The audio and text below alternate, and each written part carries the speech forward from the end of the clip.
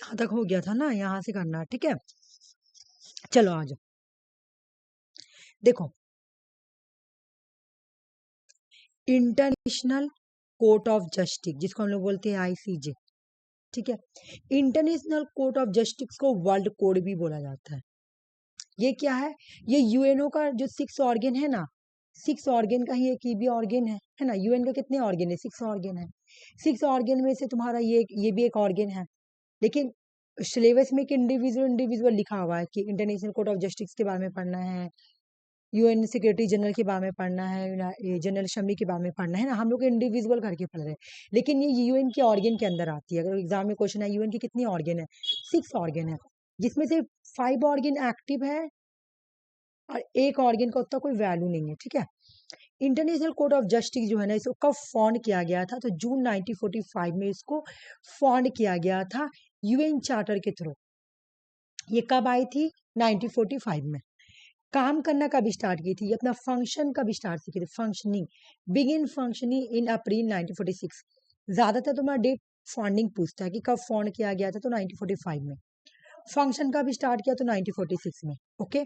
काम क्या है देखो, it is the principal judicial organ of the United Nations, operate independently from the UN secretary. इसका role होता है, मतलब इसका जो काम है, यूनाइटेड नेशन के जो भी प्रिंसिपल है, जो भी जुडिशियल रूल है, उसको फॉलो कराना, ठीक है। उसके बाद ये क्या करती है, जो यूएन सेक्रेटरी है ना, जो हम लोग कल पढ़े थे यूएन सेक्रेटरी, जिसमें सेक्रेटरी जनरल बैठती है, वहां पे वो क्या करती है, उसको ऑपरेट करती है इंडिपेंडेंटली। ये क्या करती है? ऑपरेट करती है। उसके बाद ये कहाँ पर है? हाँ, ये पढ़ना बहुत जरूरी है, देखो ये इंपॉर्टेंट है, ये बहुत सारा एग्जाम में आता है। हम लोग यूएन का जो 6 ऑर्गन पढ़ेंगे ना, 5 ऑर्गन ऐसा है जिसका ना हेड क्वार्टर तुमको न्यूयॉर्क मिलेगा। सिर्फ एक ही ऐसा ऑर्गन है, इंटरनेशनल कोर्ट ऑफ जस्टिस, जिसका हेड क्वार्टर तुमको नीदरलैंड हैग में मिलेगा, द नीदरलैंड हैग, ठीक है। यूएन के जो 6 ऑर्गन है ना, उसमें से एक ऐसी ऑर्गन है जिसका हेड क्वार्टर बिल्कुल अलग है। कहाँ पे है? द हैग में, कंट्री नीदरलैंड। याद करो, ये बहुत सारे एग्जाम में आई हुई है कि इंटरनेशनल कोर्ट ऑफ जस्टिस का हेड क्वार्टर कहाँ पर है, तो नीदरलैंड में है। नीदरलैंड, द हैग, नीदरलैंड, ठीक है। ये बात माइंड में रख लेना कि कहाँ पर है, तो तुम्हारा हैग नीदरलैंड में। एक सेकंड रुक जाओ, क्यों नहीं हो रही है?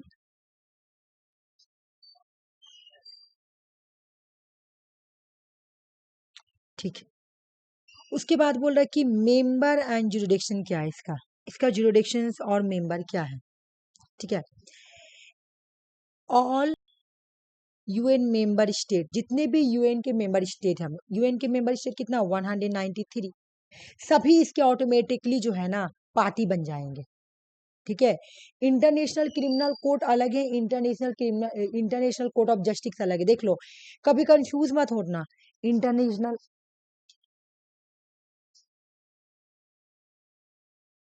हाँ हाँ हम सुन रहे, एक minute. International court of justice जो है ना, वो अलग है, डिफरेंट है। और इंटरनेशनल क्रिमिनल कोर्ट जो है ना, अलग है, ये अलग है, ये यूएन का पार्ट नहीं है, ठीक है ना। कंफ्यूज मत होना, एग्जाम में अगर आएगा ना, मैं एक बार लिख देती हूँ, रुक जाओ, तुम्हें समझ में आ जाएगा। बोले इंटरनेशनल कोर्ट ऑफ जस्टिस, देख लो, कोर्ट ऑफ जस्टिस जिसको हम लोग क्या बोलते हैं? वर्ल्ड कोर्ट, ठीक है। बार बार मैं बोल रही हूँ, जो यूएन का जो कोर्ट है ना, यूएन का जो यूएन के अंदर आती है, उसको इंटरनेशनल कोर्ट ऑफ जस्टिस बोलते हैं। और एक है तुम्हारा इंटरनेशनल क्रिमिनल कोर्ट, इंटरनेशनल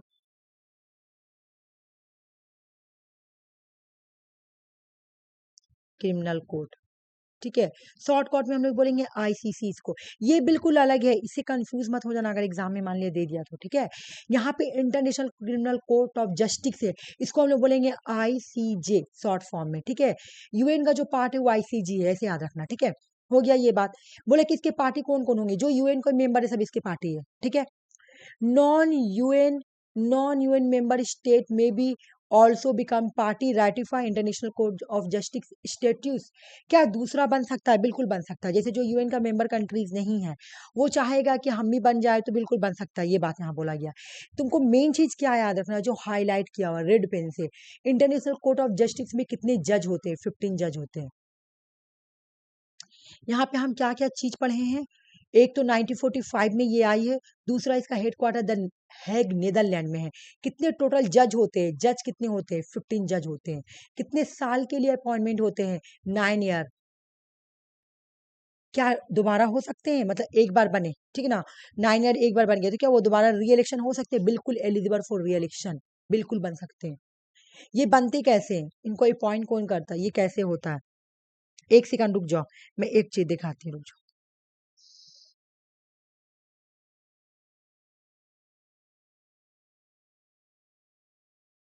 हम्म, देखो, अगर तुमसे एग्जाम में ये पूछे, अगर तुमसे एग्जाम में पूछे कि इंटरनेशनल कोर्ट ऑफ जस्टिस में कितने हैं, कितने जज होते हैं? 15, ये पूछा जाता है। कितने जज होते हैं? 15 जज होते हैं।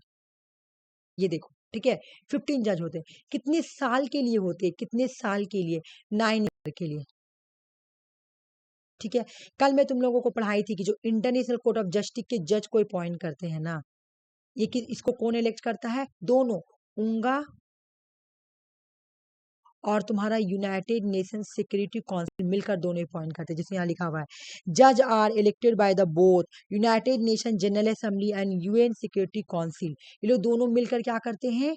ये लोग दोनों मिलकर ही इसको इलेक्ट करते हैं, इनके जज को, ठीक ना। ये candidate must be receive the absolute majority both house, मतलब कैंडिडेट को दोनों हाउस में अब्सोल्यूट मेजोरिटी अगर मिल जाए, अब्सोल्यूट अब्सोल्यूट मेजोरिटी मिल जाएगी ना, तभी जाके ये जज बन सकते हैं, ठीक है।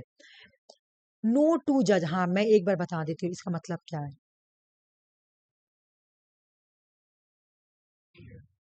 नो टू जज का मतलब मैं बता रही हूँ, रुक जाओ। देखो, कहने का मतलब है तुम्हारा कि अगर जैसे कि इंडिया से कोई जज बना, ठीक है, कोई जज बना और यहाँ पे तुम्हारा 9 जज मांग रहा है, तो क्या दूसरा पर्सन भी इंडिया से हो सकता है? बिल्कुल भी नहीं, बिल्कुल भी नहीं हो सकता है। नो टू जज may be nationals of the same country, same country से दो जज नहीं हो सकते हैं, ये बात याद रख लो, ठीक है। इनका एक बार फंक्शन देखते हैं, ये लोग काम एक्चुअल में करते क्या है। देखो, सेटल, अगर कंट्री कंट्री के बीच में डिस्प्यूट होता है तो सेटल करते हैं। Give advisory opinion and legal matter, किसी भी लीगल मैटर पे क्या करते हैं? एडवाइजरी देते हैं। ओनली स्टेट, देख लो, कोई इंडिविजुअल नहीं, स्टेट, जैसे तुम देखी होगी 1948 में स्टोरी सुनाई थी, 1948 में India and Pakistan Kashmir issue को लेके गया था यहाँ पे तुम्हारा, तो कोई इंडिविजुअल लेके नहीं जा सकता है, सिर्फ स्टेट लेके जा सकता है। मतलब कोई पर्सन सोचेगा कि हम इंटरनेशनल कोर्ट ऑफ जस्टिस में अपने जाके केस सुनवा रहे, हो सकता है? बताओ पहले। बिल्कुल भी नहीं। कोई भी इंटरनेशनल कोर्ट ऑफ जस्टिस से में कोई पर्सन सोचेगा, जैसे हम सोचेंगे कि हम जा रहे हैं अपना केस, अगर कोई भी चाहेगा कि मेरा case international court of justice में जाए, कोई इंडिविजुअल पर्सन, कोई इंडिविजुअल, मान लो कि तुम या हम जाएंगे बोलेंगे कि मेरा case international court of justice में जाए, बिल्कुल भी नहीं। इतना बड़ा कोर्ट है, कोई इंडिविजुअल पर्सन का ये कोर्ट नहीं सुनाएगी, बल्कि स्टेट का केस सुनेगी, स्टेट का case. State can be parties in the case.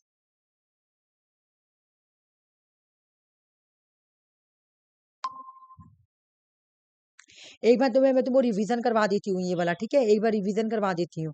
मैं तुमसे पूछूंगी तो मुझे बता। हो जा रहा है मेरा, मुझे लग रहा है इंटरनेट का प्रॉब्लम होगा, यही तो ऑनलाइन क्लास में ही प्रॉब्लम हो जाता, बार बार हट जाता। चलो एक बार मैं तुमको अब बोलूंगी तो मुझे बताना, ठीक है। अगर नहीं भी याद होगा तो मैं याद कराऊंगी। देखो, इंटरनेशनल कोर्ट ऑफ जस्टिस, इसका अगर हमको फ्लो चार्ट बनाना होगा तो मैं क्या करूंगी, कैसे बनाऊंगी? कब आई थी, कब फोन किया गया था? 1945 में। हाँ बिल्कुल सही, हाँ ये बात तुम सही बोली, ठीक है। हेड क्वार्टर कहाँ, ये बता दो, हेड क्वार्टर कहाँ है? बिल्कुल द हैग, पूरा बोलेंगे द हैग, हाँ द हैग नीदरलैंड।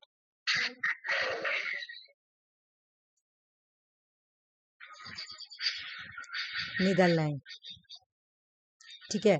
दूसरा क्वेश्चन तुमसे पूछा जाएगा, कितने जज होते हैं? जज कितने होते हैं? 15 जज। कितने साल के लिए होते हैं? 9 ईयर्स, बिल्कुल 9 ईयर्स के लिए होते हैं। इलेक्ट कौन करता है, बताओ, इलेक्ट कौन करता है? हाँ, प्लस यूएनएससी, बस यही है इसमें, और कुछ नहीं। इंटरनेशनल कोर्ट ऑफ जस्टिस खत्म, ठीक है, खत्म हो गया। अब आ जाओ, अब हम दूसरा पढ़ते हैं।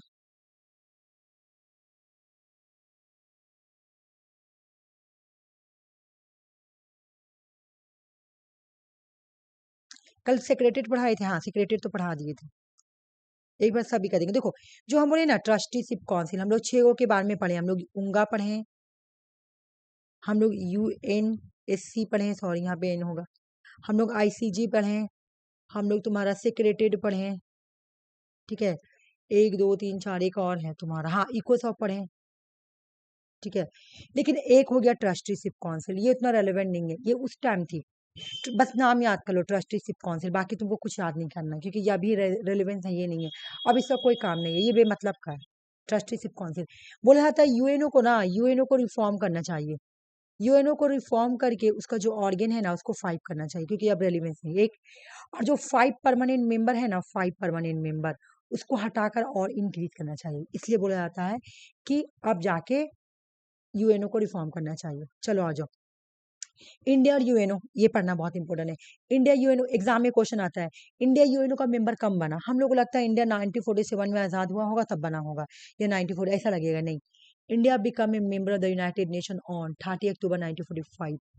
उस वक्त इंडिया को इंडिपेंडेंसी नहीं मिली थी, उस वक्त इंडिया को इंडिपेंडेंसी नहीं मिली थी, फिर भी इंडिया यूएनओ का पार्ट बन गया था, क्योंकि क्योंकि यूके ने अनाउंसमेंट कर दिया था कि हम इंडिया को आजाद इंडिपेंडेंट करेंगे, तो इंडिया उसी टाइम से तुम्हारा यूएनओ का मेंबर है। एग्जाम में क्वेश्चन आएगा इंडिया कब बनी, ऐसे ऑप्शन रहता है 1947, 1945, 1946, 1949, 1946 करके तुम्हारा ऑप्शन रहेगा, तुम माना 1945 में, ठीक है ना।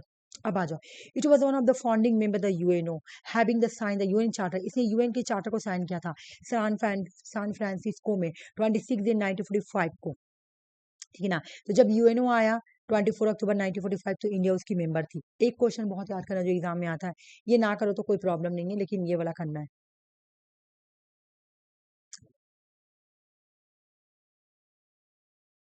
चलो मैं बता रही हूँ, देखो क्या, पैसिफिक सेटलमेंट ऑफ डिस्प्यूट, मैं क्या बोली कि यूएन का कल हम लोग पढ़ रहे थे, तुम्हारा गोल, गोल क्या था, अगर कंट्री और एक मतलब एक कंट्री और बी कंट्री दोनों के बीच में लड़ाई होता है, तो यूएन का पहला पर्पस, यूएन का गोल क्या होगा कि दोनों कंट्री के बीच में कॉपरेशन के थ्रू प्रॉब्लम को रिजॉल्व करें।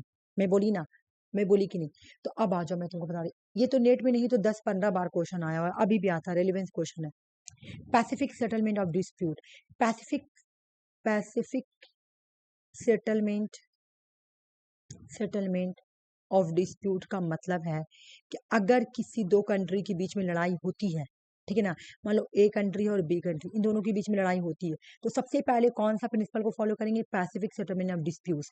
मतलब सबसे पहली बात, दोनों कंट्री क्या करेगी, नेगोशिएशंस, बातचीत करके, नेगोशिएशन करके, कॉपरेशन करके कॉन्फ्लिक्ट को रिजॉल्व करने की कोशिश करेगी। सबसे पहले वो लोग सोचेंगे कि हम लोग को ए और बी के बीच में अगर कॉन्फ्लिक्ट हो रहा है, डिस्प्यूट हो रहा है, तो सबसे पहले वो क्या करेगी, पैसिफिक सेटलमेंट ऑफ डिस्प्यूट को अपनाएगी, जो कि कौन सा चैप्टर में लिखा हुआ है, यूएन के चैप्टर 4 में लिखा हुआ है, यूएन के चैप्टर 4 में पैसिफिक सेटलमेंट डिस्प्यूट लिखा हुआ है।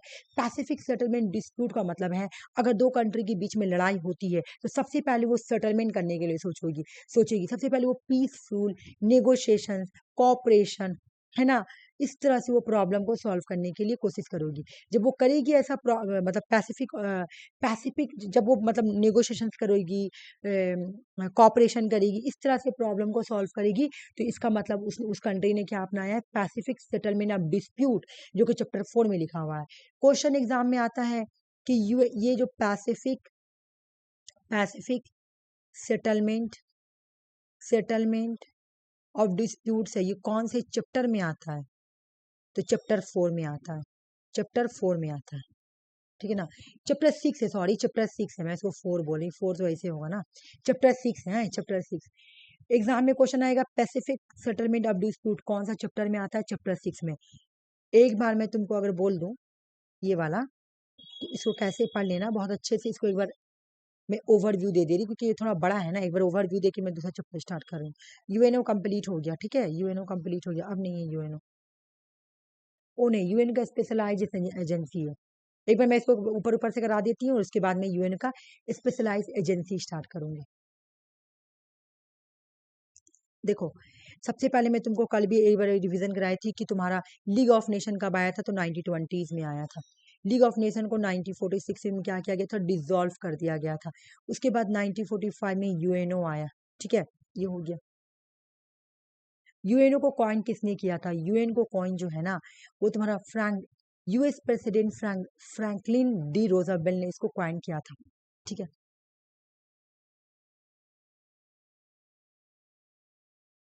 यूएन का चार्टर यूएन का जो ड्राफ्ट है या यूएन का जो चार्टर सबसे पहले कहाँ इनिशियल प्रपोज किया गया था? डम्बटन ऑक 1944 में। लेकिन लेकिन एडॉप्ट कहाँ किया गया था यूएन का चार्टर? सैन फ्रांसिस्को में जून 1945। अप्रैल से जून 1945 में 50 नेशन ने इसको रेटिफाई किया था, बल्कि साइन किया था। तो यहाँ पर सैन फ्रांसिस्को में यूएन के चार्टर को जो है ना एडॉप्ट किया गया था। यूएन का 4 गोल है। पीस एंड सिक्योरिटी को बना के रखना, फ्रेंडली रिलेशंस को डेवलप करना नेशंस के बीच में, इंटरनेशनल कोऑपरेशन, अगर प्रॉब्लम होता है तो इंटरनेशनल कोऑपरेशन के थ्रू प्रॉब्लम को सॉल्व करेंगे, पैसिफिक सेटलमेंट डिस्प्यूट को यूज कर कर। अच्छा, कॉमन गोल शेयर करेंगे। Goal number 4, 6 organ. कितना ऑर्गेन है? 6 ऑर्गेन। 6 ऑर्गेन उंगा जो है ये, इसमें 193 मेंबर कंट्रीज हैं। ठीक है, हेड क्वार्टर न्यूयॉर्क है। सितंबर और दिसंबर से लेके तुम्हारा एनुअल इसका मीटिंग होता है, रेगुलर मीटिंग होता है। उंगा का काम क्या है कि ये क्या करती है? उंगा का जो इम्पोर्टेंट काम है वो पहले पढ़ेंगे। उंगा क्या करती है तुम्हारा? UNGA appoint security general. Antonio Guterres का नाम कल मैं बताई थी। जो सिक्योरिटी जनरल होते हैं ना, जो सिक्योरिटी जनरल होते हैं, सेक्रेटरी जनरल को अपॉइंट करती है। अपॉइंट बिल्कुल प्रेसिडेंट के जैसा अपॉइंट करती है। रिकमेंडेशन कौन करता है? यूएनएससी करता है। यूएनएससी करता है। ठीक है, उंगार क्या करती है? उंगा जो है ना, उंगा यूएनएफसीसी, इकोसॉप और यूएनएससी के जो मेंबर हैं, जो नॉन परमानेंट मेंबर हैं, इन दोनों के मेंबर को इलेक्ट करती है उंगा। उसके बाद इंटरनेशनल कोर्ट ऑफ जस्टिस जो है, उसके जो जज है उसको दोनों मिलकर उंगा, यूएनएससी और उंगा दोनों मिलकर इलेक्ट करते हैं। सिक्योरिटी काउंसिल में कितने मेंबर हैं? 15 मेंबर है। 5 है permanent, USA, UK, Russia, France, China. ठीक है, 10 है नॉन परमानेंट, 2 साल के लिए इलेक्ट होते हैं। 2 साल के लिए इलेक्ट होते हैं। ठीक है ना, 2 साल के लिए इलेक्ट होते हैं। काम क्या है? Peace and security. Sanction impose करना हो, मिलिट्री इन्वेंशन करना हो, न्यू मेंबर लेना हो या पीस कीपिंग ऑपरेशन करना है, कौन करता है? सिक्योरिटी काउंसिल डिसीजन लेता है। इसको बोलता कौन है कि सर देखिए वहां पीस थ्रेट हो गया, सिक्रेटेरिएट बोलता है ना। सिक्योरिटी कौन? सिक्रेट जनरल सिक्योरिटी जो हम लोग बोले ना, सिक्योरिटी जनरल, सिक्योरिटी जनरल जो होते हैं ना, वो इन्फॉर्म करते हैं इनको, सिक्योरिटी काउंसिल को, कि वहां पे थ्रेट हुआ उस कंट्री में, आपको पीस को, सिक्योरिटी को मेंटेन करने की जरूरत है। वो सब वो लोग इन्फॉर्म करते हैं। वोटिंग सिस्टम कल पढ़ा दिए थे, यहाँ पर भी हो गया था ये। इंडिया 8 बार इंडिया 8 बार 2021 तक का 8 बार नॉन परमानेंट मेंबर बन चुका है। 8 बार बन चुका है। 2021 में लास्ट बार बना है। इकोसॉप में कितने मेंबर है? 54 मेंबर है। इलेक्ट कौन करता? अभी हम पढ़ा दिए। इलेक्ट कौन करता ये भी पढ़ा दिए। इंटरनेशनल कोर्ट जस्टिस 1945, ये तो इसका फ्लो चार्ट ही बनाया पूरा, है ना। सेक्रेटरी आ जाओ। ये यूएन की एडमिनिस्ट्रेटिव विंग है। जितना भी एडमिनिस्ट्रेटिव फंक्शन होता है ना, वो सेक्रेटेड में ही होता है। सेक्रेटेड क्या करती है? सेक्रेटेड जाके तुमको यूएन सेक्रेटरी काउंसिल में बोलती है कि सर वहां पे ना पीस का जरूरत है ना। बोलती है जाके, सर वहां पे आप वहां पे ये काम करना। Secretary general can be bring any matter which can be threat to global peace. कहीं पर भी ग्लोबल पीस को ट्रेड हो रहा है, सिक्योरिटी को ट्रेस हो रहा है, ये नोटिस कौन करेगा? Secretary general. और जाके किसको बोलेगा? यूएनएससी को बोलेगा कि सर ऐसे ऐसे हुआ है। ठीक है, समझ में आ गया। उसके बाद अभी जो करेंट जो सेक्रेटरी जनरल वो है एंटोनियो गुटेरेस। देख लो, नेट पे तो इसका क्वेश्चन इतना आता है ना, मतलब इस बार भी आया था, क्रोनोलॉजिकल ऑर्डर आता है। मैं इसको ट्रिक से याद करती हूँ, इसका बहुत सारा है। ठीक है, तो मैं ट्रिक बनाई तो वही ट्रिक से याद करती हूँ। लेकिन तुम लोगों का मेंशन में नहीं कि इसका क्रोनोलॉजिकल ऑर्डर याद करना है। लेकिन मे भी अगर पूछ ले कि प्रेजेंट यूएन सेक्रेटरी जनरल, देख लो सिक्योरिटी जनरल है, ठीक है ना, कौन है, तो एंटोनियो गुटेरेस है, ठीक है ना। बस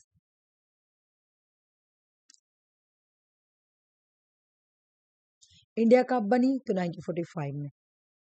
अब इसका ये पढ़ेंगे, आ जाओ। देखो ये तुम्हारा ये तुम्हारा ना सिलेबस में मेंशन है, यूएन के स्पेशलाइज एजेंसी को पढ़ना है, यूएन के स्पेशलाइज एजेंसी को पढ़ना है, ठीक है ना।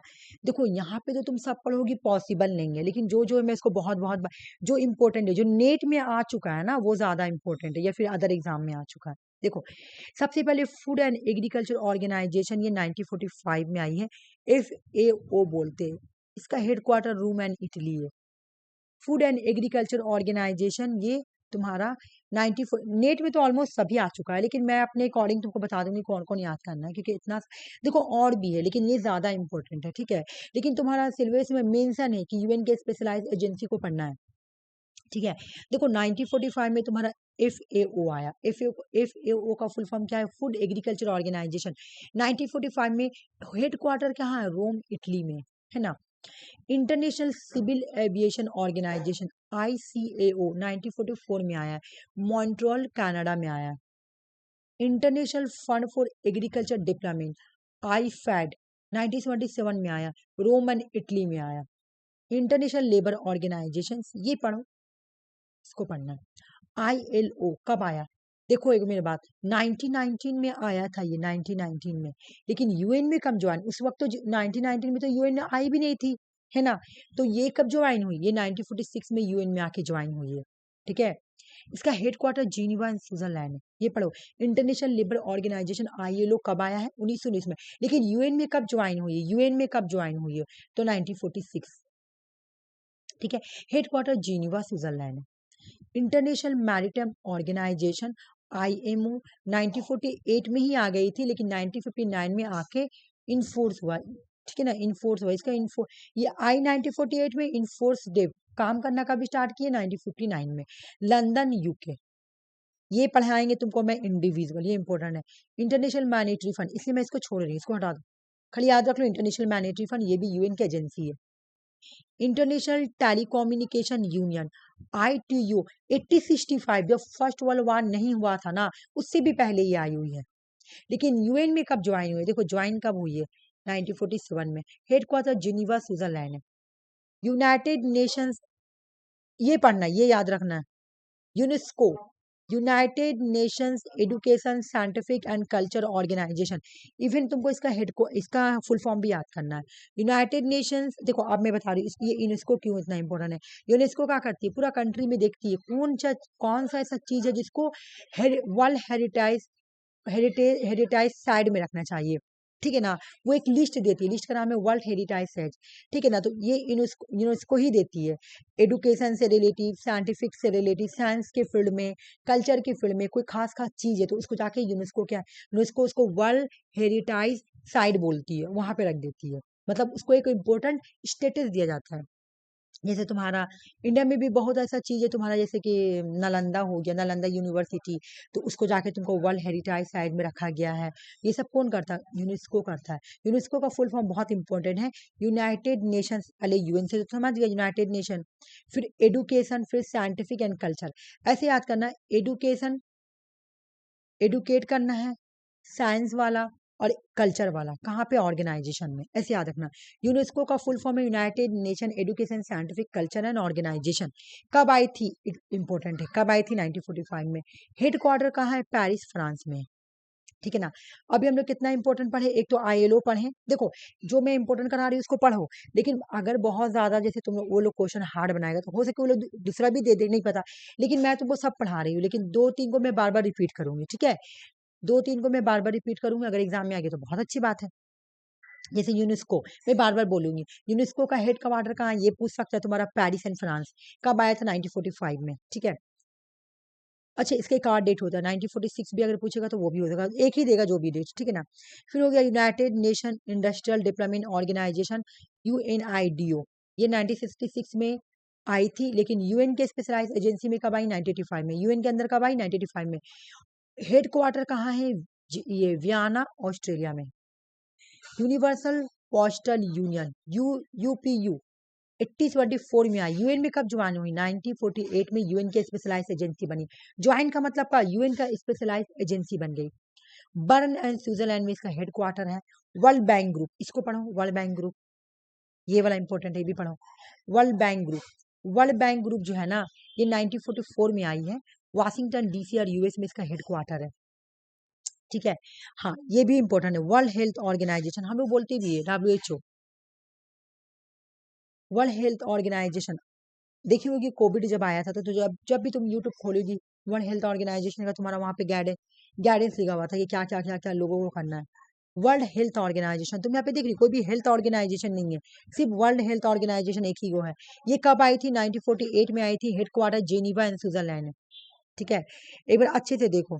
ठीक है, क्योंकि देखो इतने सारा है, याद करना मुझे भी पता है कि इतना मतलब पॉसिबल है नहीं, लेकिन जो इम्पोर्टेंट है तो उसको तो हम लोग याद करेंगे ना।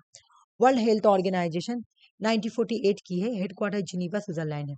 उसके बाद हो गया तुम्हारा वर्ल्ड इंटेलेक्चुअल प्रॉपर्टी ऑर्गेनाइजेशन, विप्को 1967 में आई थी, लेकिन इसका जो हेडक्वार्टर है, ये सॉरी, ये यूएन की एजेंसी कब बनी है? 1974 में यूएन की एजेंसी बनी है। Headquarter Geneva Switzerland.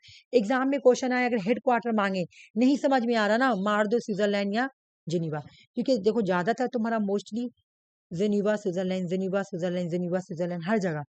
ठीक है, ये भी एक ट्रिक याद करने का। ये वाला देखो, वर्ल्ड मेट्रोलॉजिकल ऑर्गेनाइजेशन 1950s में आई है। ठीक है ना, Geneva Switzerland headquarter.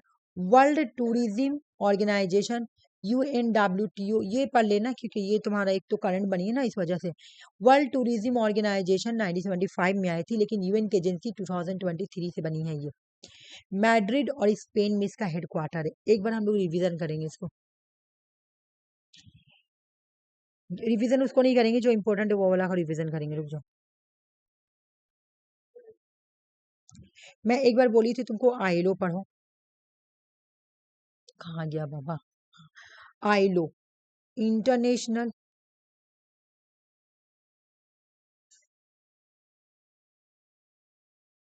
International labour, हाँ बिल्कुल, लेबर ऑर्गेनाइजेशन। ठीक है, कब आई थी? तुम्हारा डेट बताओ अगर याद है तो। 1919 में आई थी, लेकिन यूएन में कब, यूएन में कब ज्वाइन हुई थी? 1946 में। ठीक है, अगर तुम्हारा क्वेश्चन ऐसे भी दे सकता है, तुम्हारा 1945, 1946, ये वाला डेट ना दे। ठीक है, 1948, 1947, तो मार देना 1946। ठीक है, ये हो गया एक क्वेश्चन। ठीक है, दूसरा हम क्या बोलते थे? इंटरनेशनल मॉनेटरी फंड, तो मैं पढ़ाऊंगी। यूनेस्को का मुझे बताओ फुल फॉर्म, UNESCO का फुल फॉर्म बताओ। United Nation Education Scientific Cultural Organization, बिल्कुल, हाँ तुम बिल्कुल सही बोली। यूनाइटेड नेशंस तुम्हारा education, educational, scientific and cultural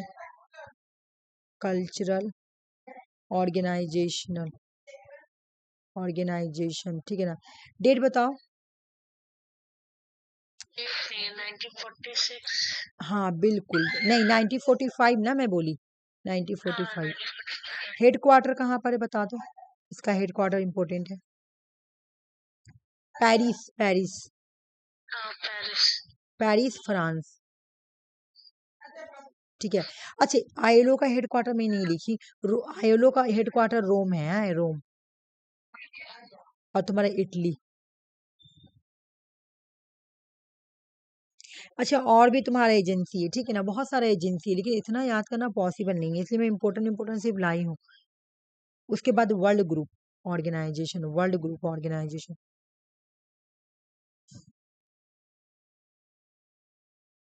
world Group Organization नहीं, sorry, World Bank Group, World Bank Group, हाँ World Bank Group, World Bank Group कब की है? 1944 की है।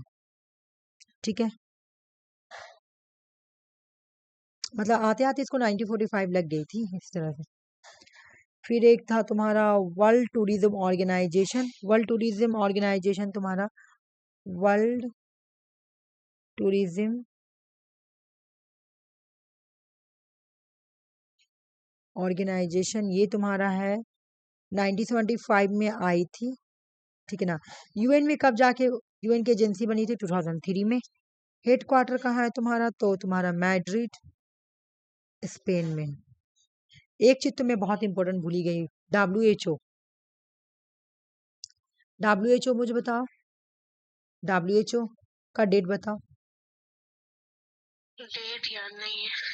अच्छा चलो डेट में बता देती हूँ, फुल फॉर्म बता दो। World Health Organization. हाँ, World Health Organization, World Health organisation.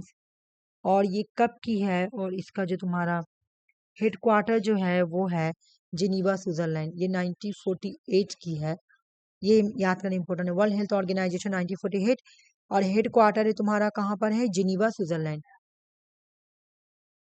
तुम एक चीज देखो, ज्यादा था तुम्हारा जिनीवा ही स्विट्जरलैंड दिया हुआ है।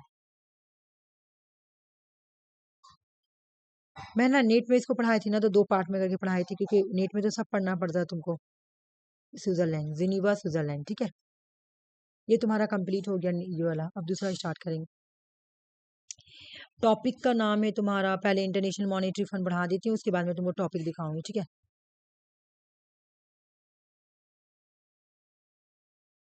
चलो, इंटरनेशनल मॉनेटरी फंड किसका पार्ट है, किसका एजेंसी है? यूएनओ की एजेंसी है, अभी हम पढ़ाए। ये ना क्या हुआ, तो 1944 में ब्रेडिन वुड कॉन्फ्रेंस आया था, ठीक है ना, ब्रेडिन वुड कॉन्फ्रेंस।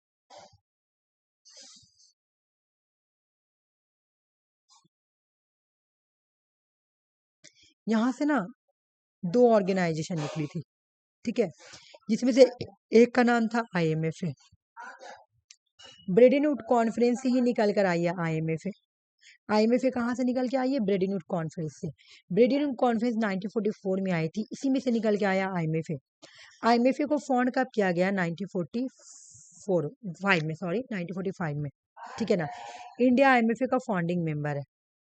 ये अपना काम कब से स्टार्ट किए? तो 1947 से, ठीक है। हेडक्वार्टर कहाँ है? Washington DC। अभी टोटल मेंबर कंट्रीज कितनी है? 193। बस इतना याद करना और ज्यादा नहीं। फंक्शन देख लो एक बार, फंक्शन दिखा देती हूँ। इसका फंक्शन क्या है? इनकरेज करना international monetary cooperation, assurance of financial stability, ये लोन देती है एक तरीका से, ठीक है ना।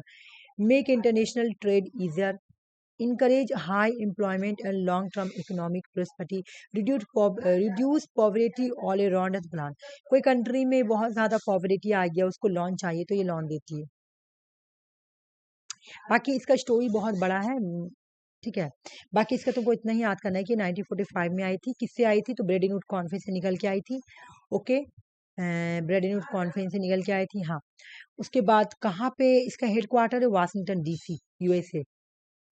Washington DC, USA। 193 member countries है, ठीक है। इंडिया इसका फाउंडिंग मेंबर कंट्रीज है, बस। उसके बाद मैं तुमको एक चीज दिखा रही हूँ, और उसके बाद मैं तुमको दूसरा टॉपिक स्टार्ट कर रही हूँ।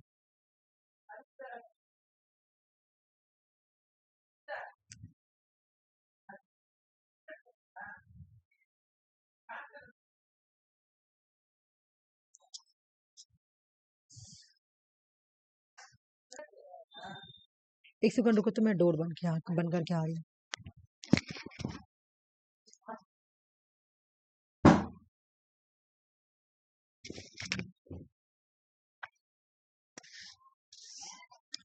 UNO कंप्लीट हो गई, ठीक है ना। एक बार मैं तुमको दिखा देती हूँ, देखो। origin of the united origin of the United Nations, aims and objectives, UNO, composition and function, general assembly, security council, secretariat का role, important of the secretary general, economic and social council, ECOSOC, international court of justice, specialized agencies, ठीक है। Specialise agency तो बहुत सारा है, ऐसा नहीं कि कोई मतलब एक दो तीन है, ऐसा नहीं है, बहुत सारा है। मैं उसमें से सिर्फ तुमको निकाल के IMF पे पढ़ाई हूँ, और WHO का फुल फॉर्म करवाई हूँ, और वर्ल्ड बैंक ग्रुप का तुमको डेट, वर्ल्ड बैंक ग्रुप का करवाई हूँ। उसके बाद UNSC, यूनेस्को का करवाई हूँ, ILO का करवाई हूँ, ठीक है। अब हम लोग को जो टॉपिक करना है मैं बता रही हूँ, रुक जाओ।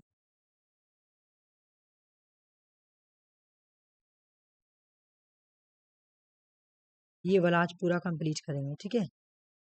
इलेक्शन कमीशन ऑफ इंडिया पूरा कंप्लीट कर देंगे। चलो आ जाओ।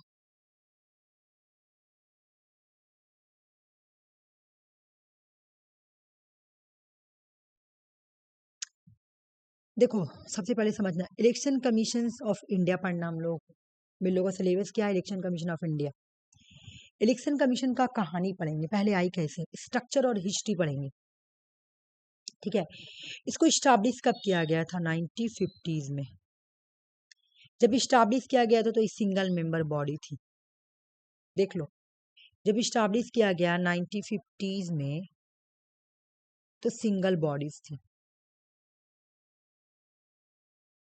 ठीक है। Change to multi member. Election Commission Amendment Act 1989 में 3 मेंबर बॉडी कर दिया गया। 3 मेंबर बॉडी मतलब मल्टीपल बॉडी कर दिया गया, ठीक है। देख लो 1989 में एक चीफ इलेक्शन कमिश्नर होंगे और 2 इलेक्शन कमीशन होंगे। एग्जाम में क्वेश्चन पूछा जाता है। 1950s में इलेक्शन कमीशन की बॉडी कैसी थी, सिंगल जब आई थी, लेकिन उसको मल्टीपल बॉडी कब की गई, 1989 में। पहली बार इसको मल्टीपल बॉडी 1989 में की गई, ठीक है। लेकिन फिर क्या हुआ, रिवर्स किया गया फिर से 1 जनवरी 1990 को फिर से सिंगल कर दिया गया। 1950s में आई सिंगल, 1989 में मल्टीपल, फिर 1990 में 1990s में फिर से सिंगल कर दिया गया, फिर रिस्टोर किया गया, फिर मल्टीपल बॉडी किया गया। फिर 1 अक्टूबर 1993, ये एग्जाम में क्वेश्चन बहुत बड़ा है कि लास्ट जो इलेक्शन कमीशन की बॉडी कब मल्टीपल की गई थी, 1993। 1993 में जो मल्टीपल बॉडी की गई ना वो आज तक है। 1950s में सिंगल बॉडी था जब आया था, 1989 में मल्टीपल बॉडी था, 1 जनवरी 1990s में सिंगल कर दिया गया, फिर उसको क्या किया गया, 1 अक्टूबर 1993 को फिर से मल्टीपल बॉडी कर दिया गया। तो आज अगर हम देखेंगे करंट स्ट्रक्चर क्या है, तो आज जो इलेक्शन कमीशन का जो करंट स्ट्रक्चर है, इलेक्शन कमीशन ऑफ इंडिया के अंदर कौन कौन आएगी, एक चीफ इलेक्शन कमिश्नर है और 2 इलेक्शन कमीशन है। देख लो, एक चीफ इलेक्शन कमिश्नर है और 2 इलेक्शन कमीशन है। देखो एक में चीफ लगा हुआ है, ठीक है, इलेक्शन कमीशन, और दूसरा में 2 इलेक्शन कमीशन है खाली, बस चीफ नहीं लगा हुआ है, ठीक है। तो क्या डिसीजन कैसे लेते हैं ये लोग, क्या जो चीफ इलेक्शन कमीशन को ज्यादा पावर दिया हुआ क्योंकि उनमें चीफ लगा हुआ है, नहीं, बिल्कुल भी नहीं। डिसीजन अगर लेना होगा, मान लो कोई भी टॉपिक आया, कोई टॉपिक पे डिसीजन लेना होगा और 3 पर्सन है, कैसे डिसीजन लेंगे, decision are made by the majority vote. मान ली दो दो एक तरफ गया एक तरफ, जिधर ज्यादा वोट जाएगा वही का बात माना जाएगा, ठीक है ना। No over ruling over for the Election Commission. मान लो कि इलेक्शन कमीशन ये लोग जो 2 है ना, ये लोग कोई डिसीजन अकेला ले रहा है तो ये तो मेजोरिटी में हो गया, और चीफ इलेक्शन कमीशन इधर अकेला हो गया, तो इन्हीं का बात को माना जाएगा, मेजोरिटी पे डिसीजन लिया जाएगा। ये नहीं कि चीफ लगा हुआ तो वो बड़ा हो गए और चीफ लग गए तो वो बड़ा हो गया, ऐसा बात नहीं है। डिसीजन मेजोरिटी बेस पे होगा, ये बात याद रखना। हम लोग यहाँ पे क्या क्या पढ़े, हम लोग पढ़े कि 1950s में तुम्हारा क्या हुआ था, 1950s में तुम्हारा 1950s में तुम्हारा क्या हुआ था कि इलेक्शन कमीशन आया, सिंगल बॉडी। 1989 में हमने मल्टीपल किया, फिर से 1990 में हमने क्या किया, फिर से उसको सिंगल कर दिया, फिर 1993 में फिर से मल्टीपल, आज तक मल्टीपल है। स्ट्रक्चर क्या है करंट, एक चीफ जस्टिस ऑफ इंडिया है, sorry chief Justice of India ने, चीफ इलेक्शन कमिश्नर एक है और 2 इलेक्शन कमीशन है, ठीक है ना, 2 क्या है, इलेक्शन कमीशन है। अब आ जाओ, इलेक्शन कमीशन कौन से पार्ट में आती है, पार्ट 15 में, ठीक है ना, 10 and 5, 15, ठीक है। कौन से पार्ट के साथ डील करती है इलेक्शन कमीशन, पार्ट 15। कौन सा आर्टिकल, इसका आर्टिकल कहाँ से कहाँ तक है, आर्टिकल 324 से लेकर आर्टिकल 329 तक का तुम्हारा इलेक्शन कमीशन का आर्टिकल है। एग्जाम में क्वेश्चन आता है कि इनमें से कौन सा आर्टिकल तुम्हारा इलेक्शन कमीशन है, आर्टिकल 324 लिखा मार देंगे, ठीक, ठीक है ना। कौन सा पार्ट के साथ डील करती है इलेक्शन कमीशन, जो इलेक्शन कमीशन ऑफ इंडिया है, कौन सा पार्ट के अंदर आती है, तो पार्ट 15। कौन सा आर्टिकल के साथ डील करती है, कौन सा आर्टिकल के साथ डील करती है, कौन सा आर्टिकल के अंदर आती है, तो आर्टिकल 324 से लेकर आर्टिकल 329। अच्छा, ये क्या है, ये स्टैट्यूटरी बॉडी है या कॉन्स्टिट्यूशनल? जिसके साथ आर्टिकल लगा हुआ है ना, वो कॉन्स्टिट्यूशनल बॉडीज होता है। जिसके साथ भी आर्टिकल है, जिसके साथ एक्ट होगा ना, जिसके साथ एक्ट लगा हुआ होगा तो वो स्टैट्यूटरी बॉडी, और जिसके साथ तुम्हारा आर्टिकल लगा हो वो कॉन्स्टिट्यूशनल बॉडी। काम क्या है, conduct free and fair election. ये फ्री एंड फेयर इलेक्शन कराती है, किसका, यूनियन का भी और स्टेट का भी। अभी हम एक एक पढ़ेंगे इसका काम क्या है, क्योंकि काम मांगा है। यहाँ पे देखो क्या बोल रहा तुम्हारा कि कहाँ गया, हाँ, comparison of the function of the Election Commission, the role of the Chief Election Commissioner, ये सब पढ़ना हम लोग, ठीक है। आज जो फंक्शन पढ़ते हैं, पहले अपॉइंटमेंट पढ़ ले, इसका अपॉइंटमेंट कैसा होता है, इसको अपॉइंट कौन करता है, अपॉइंट प्रोसेस पोस्ट 2003 लॉ। अच्छा, पहले मैं तुमको एक स्टोरी सुना दूंगी ना, उसके बाद समझ में आएगा। Election Commission of India, election देखो CEC और खाली EC। CEC को बोलेंगे चीफ इलेक्शन कमिश्नर और EC को बोलेंगे इलेक्शन कमीशन। इन लोगों को अपॉइंट कौन करता है, प्रेसिडेंट, ठीक है, ठीक है। लेकिन 2023 के अकॉर्डिंग 2023 में अमेंडमेंट हुआ। क्या अमेंडमेंट हुआ कि प्रेसिडेंट तो अपॉइंट करेगा, बट कैसे अपॉइंटमेंट करेगा, एक सिलेक्शन कमेटी होगी,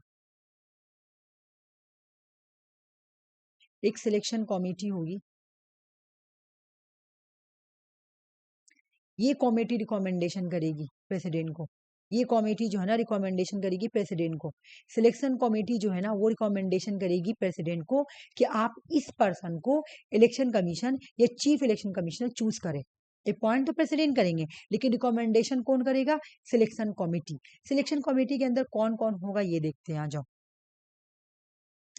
एक number, prime minister of India, PM होंगे, जो कि चेयरपर्सन होंगे, चेयरमैन होंगे, चेयरपर्सन होंगे। Leader of the opposition party, अभी लीडर कौन है, राहुल गांधी, तो राहुल गांधी होंगे। ऑपोजिशन लीडर, लीडर के जो ऑपोजिशन लीडर जो भी होंगे वो लोकसभा में जो भी ऑपोजिशन लीडर होंगे वो होंगे। तो अभी कौन है, राहुल गांधी, तो राहुल गांधी होंगे, ठीक है ना, तो ऑपोजिशन होंगे। दूसरा कि प्राइम मिनिस्टर नॉमिनेट करेगी, यूनियन मिनिस्टर यानी कैबिनेट मिनिस्टर, कोई भी एक यूनियन मिनिस्टर या जिसको कैबिनेट मिनिस्टर बोलते हैं उसको प्राइम मिनिस्टर नॉमिनेट करेगी, ठीक है। यूनियन मिनिस्टर बोलो या कैबिनेट मिनिस्टर बोलो, कुछ भी, ठीक है। ये लोग सिलेक्शन कमेटी के मेंबर होंगे। ये लोग चूज करेंगे, मान लो कोई ए को चूज किए कि ये ए जो है ना यही बनेगा चीफ इलेक्शन कमिश्नर। ये लोग प्रेसिडेंट को रिकमेंडेशन करेंगे कि भाई आइए आप इसको अपॉइंट कीजिए। इस तरह से सिस्टम है। अब अभी हम पहले का भी बताएंगे पहले क्या सिस्टम था। अभी ऐसा हो गया है 23 में ना 2023 में अमेंडमेंट हुआ। अमेंडमेंट के अकॉर्डिंग बोला कि प्रेसिडेंट तो अपॉइंट करेगा, बट वो किसके रिकमेंडेशन पे करेगा, सिलेक्शन कमेटी। सिलेक्शन कमेटी के अंदर कौन कौन होंगे, प्राइम मिनिस्टर, लोकसभा का ऑपोजिशन लीडर और कैबिनेट मिनिस्टर्स या कोई भी एक यूनियन मिनिस्टर्स। यूनियन मिनिस्टर को नॉमिनेट प्राइम मिनिस्टर करेंगे, ये हो सकते हैं, ठीक है। अभी हम इसका हिस्ट्री भी पढ़ेंगे, पहले कैसे अपॉइंट होता है। चलो पहले का भी बता ही देते हैं। देखो यहाँ पे मैं पहले का बता देती हूँ। पहले क्या होता था कि किसी भी चीफ इलेक्शन कमिश्नर या इलेक्शन कमीशन को अपॉइंटमेंट करना होता था, प्रेसिडेंट अपॉइंट करती थी वहां पर भी, लेकिन इसको रिकमेंडेशन कौन करता था, रिकमेंडेशन PM करते थे। प्राइम मिनिस्टर जिसको बोलते थे प्रेसिडेंट उसको अपॉइंट कर लेता था। ये पहले वाला था, लेकिन अब चेंज हो गया। 2023 अमेंडमेंट एक्ट के अकॉर्डिंग बोला गया नहीं, तब तो तुम्हारा अल्टीमेट देखो तो PM जिसको चाहेगी उसको बनाएगी। तो यहाँ पे एक सिलेक्शन कमेटी होगी, वही चूज करेगी, जिसमें प्राइम मिनिस्टर चेयरमैन होंगे, लोकसभा का ऑपोजिशन लीडर होंगे। अभी लोकसभा का ऑपोजिशन लीडर कौन है, राहुल गांधी, तो वो होंगे। एक यूनियन मिनिस्टर होंगे। ये लोग 3% मिलकर चूज करेगी और प्रेसिडेंट को बोलेगी आप अपॉइंट करें, तो प्रेसिडेंट जाके अपॉइंट करेगी, हो गया। इनका मैक्सिमम टेन्योर क्या होता है, 6 ईयर तक ये हो सकते हैं, 6 ईयर। रिटायरमेंट एज क्या है, 65 ईयर। तुम देखी होगी कोई कोई जज 10 साल तक बैठता है, ये इलेक्शन कमिश्नर, सॉरी सॉरी जज में बोली, बार बार मैं जज के पास पहुंच जा रही। 65 ईयर एज हो जाएगा ना तो हट जाओ भाई, भले तुम्हारा 6 साल कंप्लीट ना हो, मान लो कि कोई पर्सन है, ठीक है, ऐसे बहुत हुआ है, देखो ना इलेक्शन कमिश्नर बैठा, ठीक है ना, इलेक्शन चीफ इलेक्शन कमिश्नर बैठता है, ठीक है, दोनों का एक ही है, ठीक है, चीफ इलेक्शन कमिश्नर बैठा, दोनों बैठा, और पता है 6 मंथ बाकी है उसका 65 ईयर में हटना पड़ेगा, भले ही तुम्हारा 6 ईयर कंप्लीट हो चाहे हो, अगर एज 65 ईयर हो गया तो हटना ही पड़ेगा हर हाल से। रिमूवल प्रोसेस दोनों में डिफरेंट है, रिमूवल प्रोसेस जो है ना वो दोनों में डिफरेंट है। क्या डिफरेंस है मैं बता रही हूँ, आ जाओ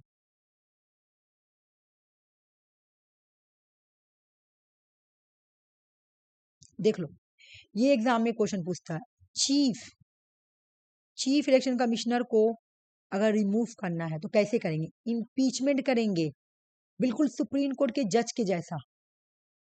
सुप्रीम कोर्ट के जज को कैसे किया था, पार्लियामेंट में, लोकसभा या राज्यसभा में इनिशिएटिव किया जाता है, ठीक है, लोकसभा राज्यसभा में क्या किया जाता है, सबसे पहले हम या तो लोकसभा या राज्यसभा में हम क्या करेंगे, इम्पीचमेंट प्रोसेस स्टार्ट करेंगे।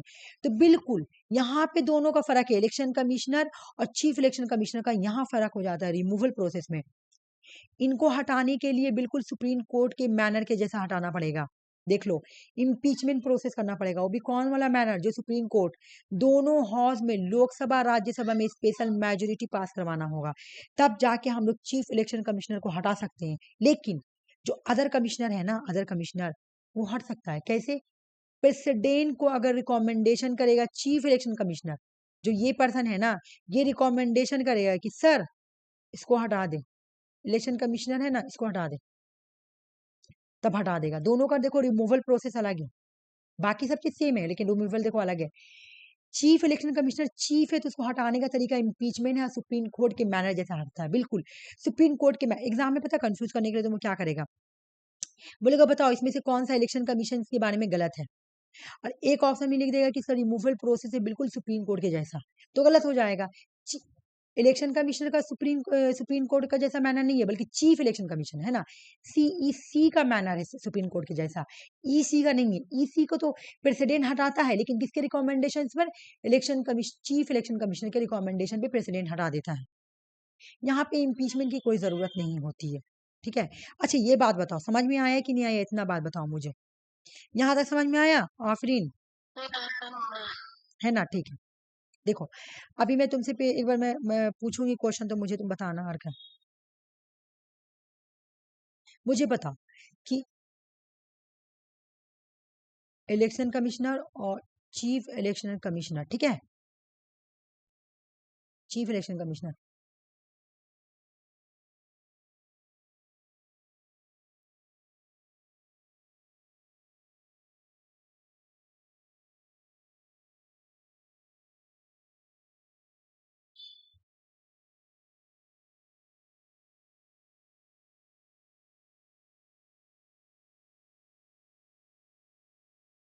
आर का मतलब रिकमेंडेशन, बोले सही लिखी हूं कि मैं गलत लिखी हूँ, चीफ इलेक्शन कमिश्नर को हटाया जाता है सुप्रीम कोर्ट के मैनर के जैसा, इलेक्शन कमिश्नर को हटाया जाता है प्रेसिडेंट को चीफ इलेक्शन कमिश्नर रिकमेंडेशन करेगा तब। सही लिखी हूँ या गलत लिखी हूँ बताओ, अगर मुझे इलेक्शन कमीशन को हटाना है, ठीक है, अगर इलेक्शन कमीशन को मुझे रिमूव करना है, समझना, ठीक है, तो चीफ, सही देखिए, है ना, चीफ इलेक्शन कमीशन आके बोलेगा प्रेसिडेंट को, रिकमेंडेशन करेगा कि आप प्लीज इसको हटा दे, है ना, आप हटा दे, रिकमेंडेशन करेगा, तो ये बिल्कुल ठीक है। लेकिन जब इसको हटाना पड़ेगा तो सुप्रीम कोर्ट के मैनर के जैसा हटाना पड़ेगा, लोकसभा राज्यसभा में स्पेशल मेजोरिटी चाहिए, ठीक है।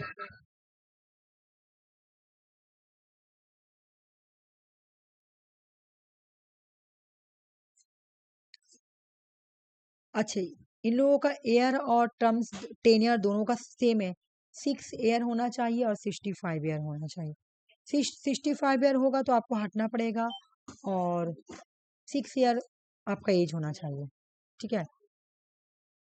65 ईयर तक आप मतलब जज बन रह सकते हैं। और 6 ईयर तुम्हारा क्या है, एक मिनट, जज बोलूं मैं बार बार जज बोल, चीफ इलेक्शन कमिश्नर, सॉरी।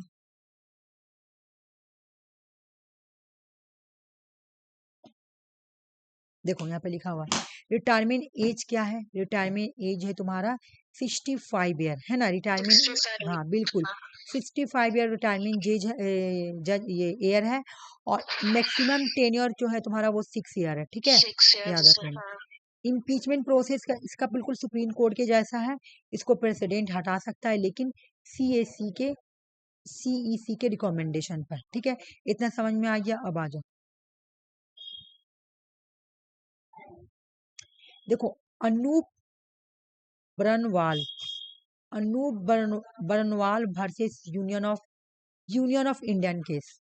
इस केस के अकॉर्डिंग 2023 में ही बोला गया था कि वही जो मैं अभी पढ़ाई ना ऊपर, कि पहले तो तुम्हारा प्रेसिडेंट जो था वो इलेक्शन, पहले क्या था, देखो यहाँ पे लिखा हुआ अर्लियर प्रेसिडेंट अपॉइंट करता था प्राइम प्राइम मिनिस्टर के मिनिस्टर के रिकमेंडेशन पे, रिकमेंडेशन पे। देख रही हो ना, ये लिखा हुआ है कि इलेक्शन हाँ, कमीशन ऑफ इंडिया या Chief Election Commission were appointed solely on the PM recommendations, ठीक है।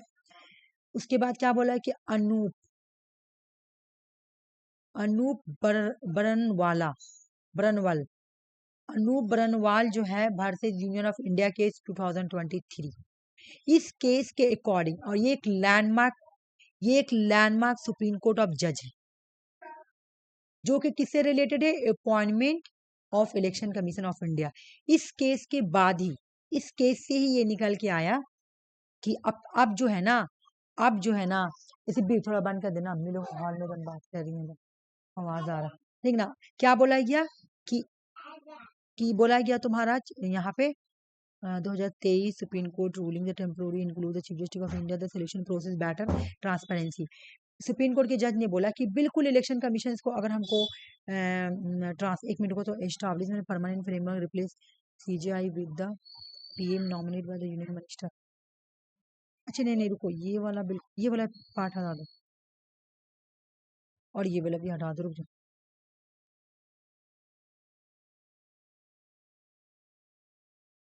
Permanent framework replacing the CGI with the chief Justice of India, ये तो चीफ जस्टिस ऑफ इंडिया वाला मैं डाल दी।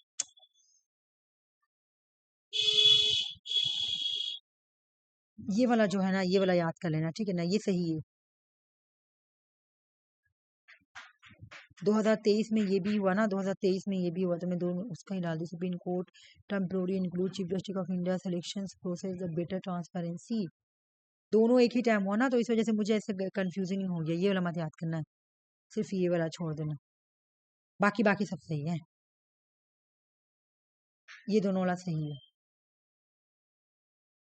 ये एक्स्ट्रा डला गया, बाकी समझ में आ गया ना। ये तो मैं ऊपर पढ़ाई ना, ऊपर तो ये लिखा हुआ था कि कैसे अपॉइंटमेंट होगा, अपॉइंट कैसे होगा, लैंडमार्क जस्टिस में क्या बोला गया कि कैसे कैसे अपॉइंट होगा, ठीक है, कैसे बोला कि अगर हमको सी ओहो सी ई सी और सी ई सी को इलेक्शन कमीशन को अपॉइंट करना है, तो बताओ अपॉइंट का मेथड बताओ, आज वाला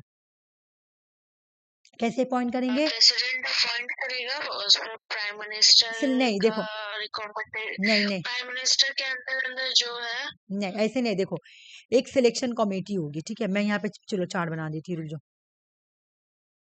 देखो सबसे पहले अगर सी ई सी प्लस ई सी को अपॉइंट करना है,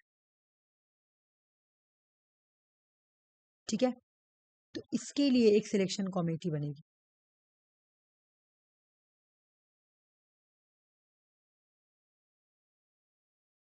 सिलेक्शन कमेटी में 3 पर्सन होंगे, एक तो होंगे प्राइम मिनिस्टर जो कि चेयरमैन होंगे, दूसरा होंगे ऑपोजिशन लीडर, कहाँ का लीडर, ऑपोजिशन कहाँ का, लोकसभा का लीडर, ठीक है ना, हाँ हाँ, एक लोकसभा का ऑपोजिशन लीडर है ना, कहाँ का, लोकसभा का, ठीक है। और तीसरा जो होंगे ना कैबिनेट मिनिस्टर या यूनियन मिनिस्टर, यूनियन मिनिस्टर को नॉमिनेट कौन करेगा, प्राइम मिनिस्टर, ठीक है। ये सिलेक्शन कमेटी के मेंबर है, ये लोग सिलेक्ट करेंगे कौन पर्सन मेंबर बनेंगे, ठीक है ना, ये लोग क्या करेंगे, सिलेक्शन कमेटी मान लो कोई ए पर्सन को सिलेक्ट किया, अब ये बोलेंगे रिकमेंडेशन करेंगे प्रेसिडेंट को, रिकमेंडेशन करेंगे कि आप इनको अपॉइंट कर दे, ठीक है ना।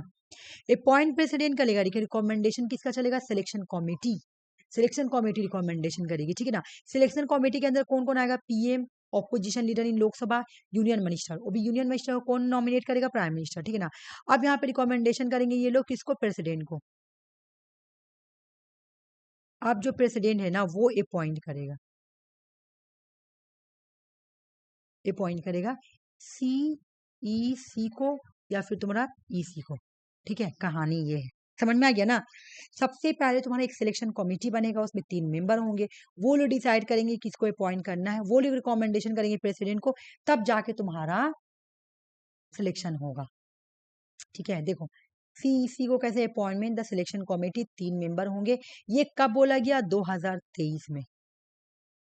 लेकिन पहले क्या था, पहले सीईसी को अपॉइंटमेंट करना या ईसी को अपॉइंटमेंट करना बहुत आसान था, प्रेसिडेंट अपॉइंट करते थे, किसके रिकमेंडेशंस पे, किसके रिकमेंडेशंस पे, रिकमेंडेशन कौन करेगा, रिकमेंडेशन जो है ना पीएम करते थे, बस प्राइम मिनिस्टर रिकमेंडेशन कर दिए, प्रेसिडेंट अपॉइंट कर दिए इन लोग दोनों को, ठीक है ना। इस तरह से पहले होता था, ठीक है, ये हो गया। चलो मैं तुमको पीडीएफ सेंड करूंगी ना तो रात में भेजूंगी, मैं अभी सेंड कर देती हूँ, मैं बस बता रही हूँ क्यों नहीं सेंड कर रही हूँ, क्योंकि ये वाला एक्स्ट्रा आ गया ना तो उसको मुझे डिलीट करना पड़ेगा ना थोड़ा, ये वाला को मैं डिलीट कर दूंगी, बाकी सब सही है। अब आ जाओ, अब सैलरी के बारे में पढ़ेंगे हम लोग, ठीक है। सैलरी और सर्विस कंडीशन क्या है, चीफ इलेक्शन कमिश्नर या इलेक्शन कमीशन का जो सैलरी होता है ना सेम होता है, बिल्कुल इक्विवेलेंट, दोनों को सेम मिलता है, ऐसा नहीं कि इसका नाम चीप लगा तो सैलरी ज्यादा मिलेगा, बिल्कुल भी नहीं। अच्छा, इनका सैलरी किसके जैसा दिया जाएगा, कैबिन सेक्रेटरी के जैसा। अच्छा, पहले पहले सुप्रीम कोर्ट के जैसा दिया जाता था, ठीक है ना, लेकिन चेंज होके बोला गया कि नहीं, जितना कैबिन सेक्रेटरी को दिया जाएगा उतना चीफ इलेक्शन कमिश्नर और इलेक्शन कमिश्नर दोनों की सैलरी सेम है। देख लो डिसीजन कैसे लिया जाएगा, मैं ऊपर भी पढ़ाई थी, अगर कोई टॉपिक हुआ, कोई भी टॉपिक हुआ, उस पर टॉपिक लेना होगा, उस टॉपिक पे डिसीजन लेना होगा, तो डिसीजन कैसे लेंगे, क्योंकि एक तुम्हारा चीफ जस्टिस ऑफ इंडिया है और 2 इलेक्शन कमीशन है, मेजोरिटी बेस पे, ठीक है ना। बोला कि Chief Election Commission does not have the veto और ओवर राइडिंग पावर, बोले उनके पास कोई तरह का व्यूटो पावर या ओवर उनके पावर को, इनके पावर को काटने का कोई ये नहीं है, जहां मेजोरिटी जाएगा, मान लो कि एक कोई बात टॉपिक आया, ठीक है, इस टॉपिक पे डिसीजन लेना है, तो ईसी का डिसीजन, ये लोग 2 पर्सन है, ये 2 लोग एक तरफ डिसीजन दिया और ये अकेला डिसीजन दिए, है ना, सीईसी अकेला डिसीजन दिए, तो डिसीजन किसका माना जाएगा, इन्हीं का डिसीजन माना जाएगा, ठीक है ना, इन्हीं का माना जाएगा, ठीक है, क्योंकि इन लोग मेजोरिटी में हो गया। अगर मान लिया फिर ऐसे हुआ कि एक पर्सन इधर आ गया और इधर एक बचा, तो डिसीजन जो मेजोरिटी में होगा इनका डिसीजन माना जाएगा, ठीक है ना, डिसीजन मेजोरिटी बेसिस पे लिया जाएगा। चलो आ जाओ, हाँ अब जो दूसरा टॉपिक पढ़ेंगे फंक्शन, फंक्शन मांगा था कि इलेक्शन कमीशन ऑफ इंडिया का फंक्शन क्या है, देखो यहाँ पे लिखा हुआ ना तुम्हारा कि रोल एंड फंक्शन तुम्हारा है, function of the Election commission, कहाँ गया यहाँ, फंक्शन पढ़ेंगे एग्जाम में, जो जो आएगा उसको ज्यादा रटवाएंगे। देखो पावर एंड फंक्शन क्या है, Election Commission of India, constitutional assembly, constitutional authority, इसको अथॉरिटी मिली गई है, कौन सा आर्टिकल में इसको अथॉरिटी दी गई है, article 324 of the Indian constitution, इसको आर्टिकल 324 में अथॉरिटी दी गई है। ये तो हम लोग भी पढ़े, इसका आर्टिकल कहाँ से कहाँ तक है, आर्टिकल 324 से लेकर आर्टिकल 329 तक इसका आर्टिकल है, किसका, इलेक्शन कमीशन ऑफ इंडिया का।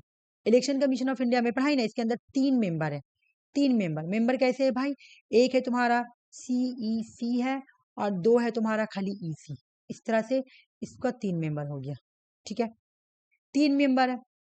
इनका काम क्या है, इलेक्शन कमीशन ऑफ इंडिया काम क्या करती है, सबसे पहले इनको पावर दिया गया है कि आप फ्री एंड फेयर इलेक्शन कराइए, ठीक है, फ्री एंड फेयर इलेक्शन किसका कराने के लिए, किसका कराना है फ्री एंड फेयर इलेक्शन, किस किसका कराना है, देख लो लोकसभा का इलेक्शन हो, राज्यसभा का इलेक्शन हो, स्टेट लेजिस्लेटिव असेंबली का इलेक्शन हो, या स्टेट लेजिस्लेटिव काउंसिल का इलेक्शन हो, या प्रेसिडेंट का इलेक्शन हो, या वाइस प्रेसिडेंट का इलेक्शन हो, इन सब का इलेक्शन कौन कराता है? तुम्हारा इलेक्शन कमीशन ऑफ इंडिया।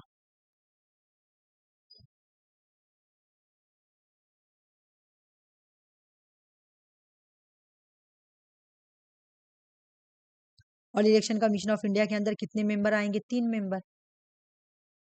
इसमें से एक है तुम्हारा सीईसी और 2 है तुम्हारा ईसी। समझ में आ गया? लेकिन पंचायत और म्युनिसिपैलिटीज का इलेक्शन कौन करवाते हैं? State election commission. अब मैं ये क्यों लाई हूँ, मैं बता रही हूँ तुमको।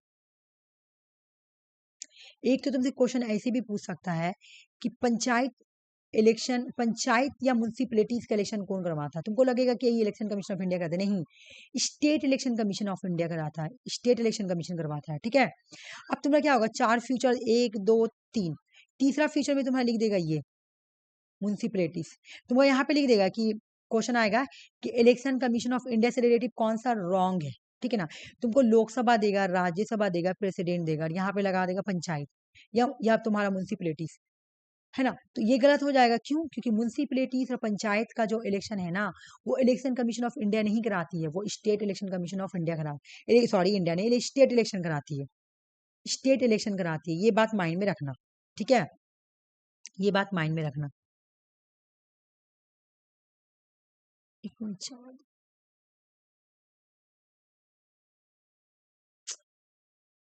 और भी कितना है, एक बार देखिए चार्ज। हाँ छोड़ो, ठीक है ना, समझ में आ गया ना कि इलेक्शन कौन किससे किससे कराती है? लोकसभा, राज्य, सबका कराती है, सबका, सिर्फ म्युनिसिपैलिटी से पंचायत का छोड़ के। जितने लोकल बॉडीज जो है ना, लोकल बॉडीज का बस ऐसे याद रखना, जो लोकल बॉडीज है ना, उसको स्टेट इलेक्शन कमीशन करवाती है इलेक्शन। पहला काम पढ़ लिया है ना? पहला काम क्या था? पहला काम जो था तुम्हारा, हम लोग पढ़ चुके हैं, है ना? पहला काम हम लोग पढ़ चुके हैं। ठीक है, पहला काम क्या था भाई? कि इलेक्शन करवाती है। दूसरा काम पढ़ेंगे। दूसरा काम क्या? इलेक्शन कमीशन ऑफ इंडिया का। Election Commission of election Commission of India का जो दूसरा काम है ना, वो है कि ये इलेक्शन कंडक्ट करवाती है,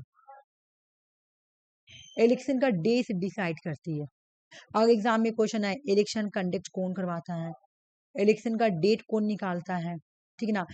फिलिंग ऑफ नॉमिनेशंस, नॉमिनेशंस के लिए जो फिल किया जाता है ना, कि जो मतलब कोई वोट में उठ रहा, वोटिंग में उठ रहा, अब उसको भी इलेक्शन लड़ना है, तो उसको जाके पहले नॉमिनेशन फाइल करना पड़ेगा। ठीक है, उस सब का डेट, वोटिंग का डेट, काउंटिंग, इलेक्शन का काउंटिंग कौन करता है? Election Commission of India. Result का डिक्लेरेशन कौन करता है? Election Commission of India.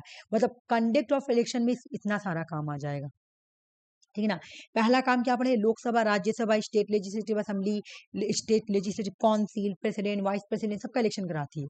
ठीक है, लोकसभा राज्यसभा मतलब क्या? प्राइम मिनिस्टर का भी इलेक्शन करा रही है। ठीक है ना? लेकिन फिर क्या करती है? इलेक्शन भी कंडक्ट करवाती है, इलेक्शन कंडक्ट करवाती है, इलेक्शन का डेट बताती है, वोटिंग करवाती है, वोटिंग का काउंटिंग करती है, रिजल्ट भी डिक्लेयर कौन करता है? Election Commission of India. हो गया, ये भी काम है इसका। एडवाइजरी रोल भी कुछ करती है। ये एग्जाम में बहुत बार आया हुआ क्वेश्चन है। ठीक है, देखो फंक्शन दिया हुआ तो तुमको रख लेना, फंक्शन ज्यादा हार्ड नहीं, माइंड हल्का तो है, बस ऐसे माइंड में याद रख लेना। ये क्या करती है? मान लो कि पार्लियामेंट में यानी लोकसभा राज्यसभा, पार्लियामेंट का मतलब क्या? लोकसभा राज्यसभा, या स्टेट लेजिस्लेटिव में, है ना? स्टेट लेजिस्लेचर या पार्लियामेंट में अगर कोई, स्टेट लेजिस्लेचर में क्या हो जाएगा? एमएलए, और पार्लियामेंट में क्या हो जाएगा? एमपीज। ठीक है ना? Member of state legislative assembly, हाँ, मेंबर ऑफ पार्लियामेंट। हाँ, ये लोग अगर कुछ किसी तरह का करप्शन कर रहा, कोई भी किसी भी तरह का कुछ कर रहा है ऐसा, तो यहाँ पे, ठीक है, यहाँ पे तुम्हारा election Commission of India advice देती है, किसको? प्रेसिडेंट को। एमपीज के लिए प्रेसिडेंट को एडवाइस देगी, और एमएलए के लिए गवर्नर को एडवाइस देगी कि सर आप इन लोगों को डिस्क्वालीफाई कर दीजिए क्योंकि इन्होंने करप्शन किया। एग्जाम में क्वेश्चन आता है कि अगर एमपीज को, मेंबर ऑफ पार्लियामेंट के मेंबर को अगर हटाना हो, डिस्क्वालीफाई करना हो, तो कौन एडवाइस देता है? एडवाइस कौन देता है तुम्हारा? कौन देता है? Election Commission of India, election Commission of India.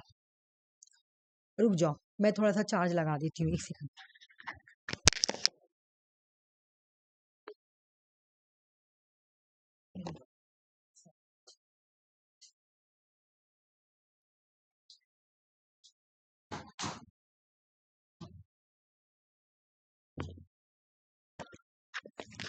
है, समझ में आ रहा है? ये वाला को ऐसे ही याद करना है कि अगर किसी भी मेंबर को हटाना है पार्लियामेंट से या स्टेट लेजिस्लेटिव असेंबली से, तो वो एडवाइस प्रेसिडेंट या गवर्नर को कौन देता है? Election commission India. सर इन लोग को हटा दीजिए, ये लोग ना बहुत करप्शन वगैरह कर रहे हैं, ऐसे बोल के हटवा देता है। दूसरा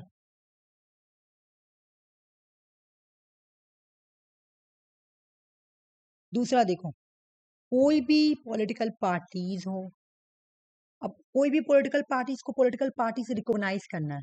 जैसे तुम देखी होगी कि आम आदमी पार्टी जिसको आप बोलते हैं, तो ये अभी न्यूली पार्टी, ऐसा नहीं कोई बहुत ज्यादा पुराना पार्टी है ना, ये न्यू पार्टी बनी है, ठीक है। आप जो है ना, तो आपको नेशनल पार्टी, ये अब नेशनल पार्टीज बन गई है, ठीक है ना। तो इसको सबसे पहले पॉलिटिकल पार्टीज किसने रिकॉग्नाइज किया कि हाँ आप एक पॉलिटिकल पार्टी से? आम आदमी पार्टी को किसने रिकॉग्नाइज किया, किसने रजिस्टर किया? कोई भी पॉलिटिकल पार्टीज को अगर रजिस्टर करना होगा तो वो कौन करता है? इलेक्शन कमीशन ऑफ इंडिया करता है। किसी भी पार्टीज को अगर बोलना है कि हाँ आप नेशनल पार्टीज है, ये रिकॉग्नाइज करना कि आप नेशनल पार्टीज बन गए, आज से आप नेशनल पार्टीज है, ये कौन रिकॉग्नाइज करता है? Election Commission of India. कोई भी स्टेट पार्टी को बोलेगा कि आप स्टेट पार्टी, कोई भी छोटा मोटा पार्टी उसको बोलेगा आप आज से स्टेट पार्टी है, ये कौन रिकॉग्नाइज करेगा? Election Commission of India. किसी को रीजनल पार्टी से रिकॉग्नाइज करना है, किसी को स्टेट पार्टी से रिकॉग्नाइज करना है, किसी को नेशनल पार्टी से रिकॉग्नाइज करना है, ये सब डिसीजन कौन लेता है? Election Commission of India. याद रखना, किसी को अगर नेशनल पार्टी से रिकॉग्नाइज, जैसे पहले तुम्हारा आप जो था ना, पहले आप स्टेट पार्टी था, लेकिन पंजाब में जीता, इसका ये बन गया, ये बन गया नेशनल पार्टी। तो इसको नेशनल पार्टी से रिकॉग्नाइज किसने किया? किसने बोला कि आप जो है ना ये नेशनल पार्टी से? किसने रिकॉग्नाइज किया? इलेक्शन कमीशन ऑफ इंडिया, ठीक है।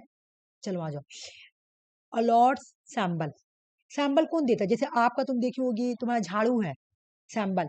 टीएमसी का देखी होगी तुम्हारा जोड़ा फूल है ना, इस तरह से जोड़ा फूल बना हुआ रहता है टीएमसी का। तो ये सब सैंबल कौन देता है? सैंबल एलोकेट्स कौन करता है कि तुमको ये सैंबल रखना, तुमको ये सैंबल रखना? Election Commission of India. ये सब इसका काम है, पॉलिटिकल पार्टीज को रिकॉग्नाइज करना, पॉलिटिकल पार्टीज को रजिस्टर करना, सैंबल देना, ये सब किसका काम है? सब इलेक्शन कमीशन ऑफ इंडिया का काम है, ठीक है। एक बार हम बोलेंगे, देखो ये क्या करवाती है? इलेक्शन कमीशन ऑफ इंडिया काम क्या है? इलेक्शन करवाती है। किसका किसका? प्राइम मिनिस्टर, हाँ प्रेसिडेंट, हाँ, वाइस लोकसभा प्रेसिडेंट, लोकसभा राज्यसभा, लोकसभा लोकसभा, राज्यसभा, राज्यसभा, हमें president legislative vice assembly. President, सबका ये इलेक्शन कराती है। एक हो हाँ, गया। दूसरा, ये प्रेसिडेंट को एडवाइस देती है कि पार्लियामेंट के मेंबर या स्टेट लेजिस्लेटिव असेंबली के मेंबर को हटा दो। तीसरा, ये जो भी स्टेट पार्टीज है, जो भी रीजनल पार्टीज है, जो भी नेशनल पार्टीज उसको रिकॉग्नाइज करती है और रजिस्टर करती है, उनको सैंबल देती है ना। चलो, mode conduct of mode code of conduct. Mode of conduct का मतलब होता है आचार संहिता, हिंदी में बोला था आचार संहिता। जैसे जब तुम सुनी होगी, अगर तुम न्यूज देखी होगी कि जब भी इलेक्शन होगा, ठीक है, जब भी इलेक्शन होता है तो तुम्हारा इलेक्शन से 1 वीक या 15 डे पहले बोला जाता है, न्यूज में देखना बोलेगा आचार संहिता लग गया, यानी मॉडल कोड ऑफ कंडक्ट लग गया। ये कौन लगवाता है? अभी मैं बताऊंगी इसका मतलब क्या है। मॉडल कोड ऑफ कंडक्ट का मतलब होता है तुम्हारा कि देखो, तुम देखी होगी पॉलिटिकल पार्टी लोग कैंपिंग करता है, कैंपिंग करता है, ठीक है। कैंपिंग करता है, हम आपको ये देंगे, हम वो देंगे, ये देंगे, है ना। लेकिन इलेक्शन के 15 डे से पहले कैंपिंग बंद कर दिया जाता है। जो कैंपिंग बंद कर दिया जाता है ना, उसी को हम लोग बोलते हैं मॉडल कोड ऑफ कंडक्ट। ये कौन लगाता है तुम्हारा? ये लगाता है Election Commission of India. Exam में क्वेश्चन आएगा कि मॉडल कोड ऑफ कंडक्ट कौन करवाता है तुम्हारा? कौन करता है? ड्यूरिंग द इलेक्शंस भी कर सकता है तुम्हारा, कौन करवाता है? हैं? Monitor camping expenditure of political parties and candidate, है ना। ये कौन कंडक्ट करवाता है? Election Commission of India. किसके लिए? ताकि ये लोग अब कैंपिंग ना करे, क्योंकि ये तो देखो अनफेयर हो जाएगा ना। इलेक्शन के आसपास आके तुम लोग कर रहे हो, तुम लोगों को पैसा दोगे, तो ये तो अनफेयर इलेक्शन हो जाएगा, इसलिए scrutinise nomination paper approval candidate. कोई कैंडिडेट को इलेक्शन पार्टी में पीएम के लिए उठना है, ठीक है। तो उसको तो नॉमिनेशन करना पड़ेगा। तुमको तो तुम तो मतलब पता ही होगा कि जैसे इलेक्शन पार्टी कोई भी इलेक्शन लड़ने के लिए उसको पहले पेपर फिल करना पड़ता है, नॉमिनेशन पेपर फिल करना पड़ता है, नॉमिनेशन पेपर, है ना। तो वो पहले सिक्रोनाइज करेगा उस पेपर को, फिर जाके अप्रूवल देगा। तो ये काम किसका है? मान लो कि कोई ये है, ये बोलेगा हमको भी इलेक्शन में उठना है, तो उसको पहले नॉमिनेशन फिल करना पड़ेगा, ठीक है ना। लेकिन ये अप्रूवल कौन देता है? ये अप्रूवल देता है कि हाँ ये ठीक है, ये कैंडिडेट का पेपर सब सही है, कौन देगा? इलेक्शन कमीशन ऑफ इंडिया, ठीक है ना। अब यहाँ पे देखो, determine the territorial area for constituency, जैसे किस एरिया को कितना सीट दिया जाएगा, ये कौन टेरिटोरियल एरिया के अकॉर्डिंग किस एरिया को कितना सीट दिया जाएगा, ये कौन डिटरमाइन करता है? Election Commission of India. जैसे यूपी में सबसे ज्यादा सीट है, क्यों? क्योंकि वहां पे पॉपुलेशन ज्यादा है। महाराष्ट्र में सीट बहुत ज्यादा है, यूपी के बाद महाराष्ट्र ही आता है, सीट ज्यादा लोकसभा, क्यों भाई? क्योंकि यहाँ पे पॉपुलेशन ज्यादा, तो इसी कुछ ये सब सेट किसने किया? Election Commission of India. Territorial area of for constituency, कौन सा एरिया से कितने कॉन्स्टिट्यूंसी आएगी, ये कौन डिटरमाइन करता है? Election Commission of India. Elector roll कौन प्रिपेयर करता है? ये भी एग्जाम में नेट में आया हुआ है, इलेक्टोरल रोल कौन प्रिपेयर करता है? Election Commission of India. अच्छा, notify notifies the schedule of election, schedule elections के लिए कि शेड्यूल जो शेड्यूल एरिया से बिलोंग करते हैं उनको कितना इलेक्शन दिया जाएगा, उनका कितना रिजर्वेशन है, क्या है, वो सब कौन नोटिफाई करेगा? सब ये शेड्यूल। एक minute, notify the schedule of election, sorry यहाँ पे कुछ और बोल रहा हूँ मैं, नीचे बोला लिखा हुआ, मुझे लगा वही लिखा हुआ। यहाँ बोला कि इलेक्शन का शेड्यूल कौन नोटिफाई करेगा, कि इलेक्शन कब कब कहाँ कहाँ कैसे कैसे होगा। Election Commission of India. हम अभी पढ़ाए थे कि डेट ही पूरा ये अनाउंसमेंट करता है ना। तो बोला कि इलेक्शन का शेड्यूल को कौन नोटिफाई करता है, यही करेगा। Appoint officer to inquiry into dispute. Election, during the election लड़ाई हो जाता है, ठीक ना। अब लड़ाई हो गया, देखो अब लड़ाई हो गया, तो अब जब लड़ाई होगा ना, ड्यूरिंग द इलेक्शन लड़ाई हो गया, मतलब कभी कभी तुम देखना ड्यूरिंग द इलेक्शन भी नहीं लड़ाई होता, तो ऐसे भी तुम्हारा पॉलिटिकल पार्टीज में लड़ाई हो जाता है, ठीक है ना। उस लड़ाई को कौन सॉल्व करेगा? Investigate electoral issue. अगर लड़ाई हो गया, ठीक है, तुम्हारा appoint the officer to inquiry into dispute, तो ये क्या करेगा? एक ऑफिसर को अपॉइंट करता है, कौन? इलेक्शन कमीशन ऑफ इंडिया, कि देखो दोनों के बीच में इन्वेस्टिगेशन करो, ठीक है, इन्वेस्टिगेशन करो कि किसका गलती है, ठीक है। अपॉइंट द ऑफिसर, ये ऑफिसर को अपॉइंट करता है डिस्प्यूट को सॉल्व करने के लिए, ठीक है। अब आ जाओ, बोला कि जब भी इरेगुलरिटीज होगा इवेंट, पॉल कॉल को कैंसिल कर सकते हैं। जैसे कि मान लो कि जैसे तुम देखी होगी कि रेल यहाँ पर भी होता है, तो तुम देखी होगी तुम्हारा एक के आजाद स्कूल में भी तुम्हारा क्या होता है, पोलिंग होता है। तो मान लो एक के आजाद पोलिंग में हल्ला हो गया कि यहाँ पे ना इरेगुलर तरीके से तुम्हारा इलेक्शन हुआ है, यहाँ पे मैल प्रैक्टिस हुआ है, अगर हल्ला हो गया ये बात का, और उन्होंने इन्वेस्टिगेशन किया कि मैल प्रैक्टिस का मतलब गलत तरीके से इलेक्शन होना, ठीक ना। माल प्रैक्टिस का मतलब गलत तरीके से इलेक्शन होना। तो मान लो हल्ला हो गया कि ए के आजाद स्कूल की तरफ जो इलेक्शन हुआ है ना, ए के आजाद में, वहां पे ना चोरी हुआ है, वहां पे चोरी हुआ है, चीटिंग हुआ है, इस तरह से हल्ला हो गया। तो ये जो कैंसिल करने की रिस्पॉन्सिबिलिटी किसकी होगी? कॉल को कैंसिल कर दो, ठीक है। Has the authority to nullify election if malpractice are detect. अगर पता चल गया कि हाँ उस एरिया में तुम्हारा माल प्रैक्टिस हुआ है, मतलब करप्शन हुआ है, गलत तरीके से वोटिंग हुआ है, तो ये कैंसिल करने का रिस्पॉन्सिबिलिटी किसको है? इलेक्शन कमीशन ऑफ इंडिया को।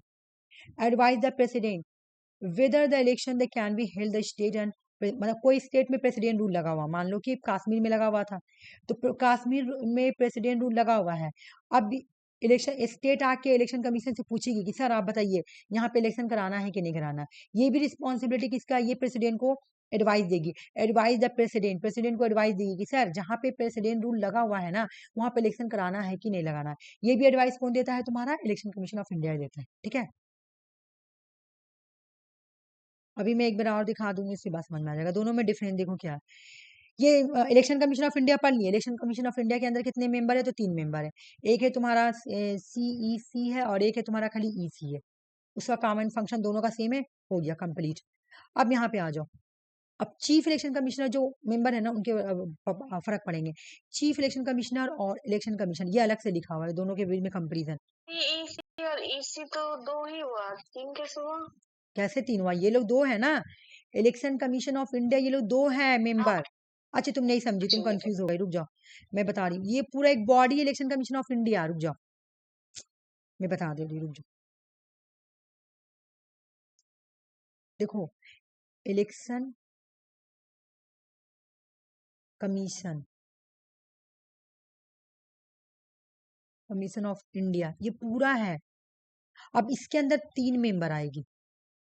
मैं तुमको पढ़ा रही हूँ उतना देर से कि इंडिया में मल्टीपल मेंबर, 3 मेंबर। एक में तुम्हारा सिर्फ चीफ इलेक्शन कमिश्नर, और 2 है सिर्फ election commissioner.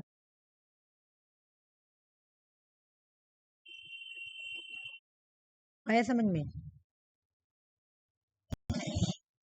Election Commission of India के अंदर 3 मेंबर है, 3 मेंबर से एक का नाम है चीफ इलेक्शन कमिश्नर, ये एक है, ठीक है। और जो 2 है ना, उसका नाम है सिर्फ इलेक्शन कमीशन। 2 में तुम्हारा चीफ नहीं लगा हुआ। मैं ऊपर से पढ़ा रही हूँ ना, इन दोनों का पावर भी कंपेरिजन कराई कि हाँ, मैं पढ़ाई थी ना कि इनका जो, और ये जो फंक्शन पढ़ी हूँ, हाँ हाँ चीफ इलेक्शन। बिल्कुल। और जो फंक्शन पढ़ा रही हूँ वो तो इलेक्शन कमिश्नर का है। अभी जो फंक्शन पढ़ाई हूँ ना, वो तो इलेक्शन कमीशन ऑफ इंडिया, ये तो पूरा बॉडी है, इसके अंदर 3 मेंबर आएगी, ठीक है। ये जो मैं फंक्शन पढ़ाई हूँ ना, ये तो इलेक्शन कमीशन ऑफ इंडिया का पढ़ाई हूँ, और इसके अंदर जो 3 बॉडी आई है उसको ऊपर में पढ़ाई हूँ डिफरेंट, ठीक है ना। कि इसको सुप्रीम कोर्ट के जैसा मैनर होता है, और इसका रिमूवल प्रोसेस जो है बिल्कुल ईसी आके प्रेसिडेंट को रिकमेंडेशन करेगी, तो इन दोनों को हटाया जा सकता है, ठीक है। और फंक्शन जो पढ़ी हूँ तो इस बॉडी का बारे में पढ़ी हूँ, इलेक्शन कमीशन ऑफ इंडिया के बारे में। तुम यहाँ क्वेश्चन देखो, सिलेबस देखो, देखो सिलेबस में क्या बोल रहा, देखो तुमको फंक्शन लिखना है, इलेक्शन कमीशन ऑफ इंडिया का फंक्शन लिखना है, फंक्शन, ठीक है। और चीफ इलेक्शन कमिश्नर का भी रोल लिखना है। तो वो जो तुम्हारा इसमें जो तुम्हारा आया ना, कहाँ गया ये दोनों का एक ही है। यहाँ पे तुम्हारा दोनों का डिफरेंट हो जाएगा कि रोल फंक्शन क्या है। बाकी ये जो फंक्शन किसी का भी मांगे वही है, वही लिख के देगा, election Commission of India. Election Commission of India के अंदर 3 बॉडी आएगी, तीन आएगी। एक है तुम्हारा चीफ इलेक्शन कमिश्नर और 2 है इलेक्शन कमिश्नर, ठीक है ना। ये 2 मेंबर मिलके काम करती है, दोनों का पावर सेम है, डिसीजन लेंगे मेजोरिटी बेस पे। खाली फर्क कहाँ पे है? फर्क है कि एक को हटाएंगे सुप्रीम कोर्ट के मेथड से, और एक को हटाएंगे president election commission, chief Election commission के रिकमेंडेशन पर। बस इतना ही फर्क है, और कुछ नहीं फर्क है। बाकी हम यहाँ पे फर्क देखेंगे, रुक जाओ। देखो ये जो चीफ इलेक्शन कमिश्नर होता है ना, ये head of the Election commission, ये इलेक्शन कमीशन का हेड होता है। जैसे हम क्या बोले, इलेक्शन कमीशन ऑफ इंडिया, ठीक है। इसमें 3 मेंबर है, तो इसमें हेड कौन होता है? हेड ये होता है, सिर्फ नाम का हेड। खाली हम चीफ दे दिए तो इस नाम का हेड, तो इसका ये कितना होता है? ये सिर्फ एक होता है। जबकि इलेक्शन कमीशन ऑफ इंडिया में member of the Election Commission of India कितना होता है? 2। इलेक्शन कमीशन सिर्फ 2 होते हैं। अब समझ में आया कि जो हम इलेक्शन कमीशन ऑफ इंडिया पढ़ रहे हैं, हाँ, इलेक्शन कमीशन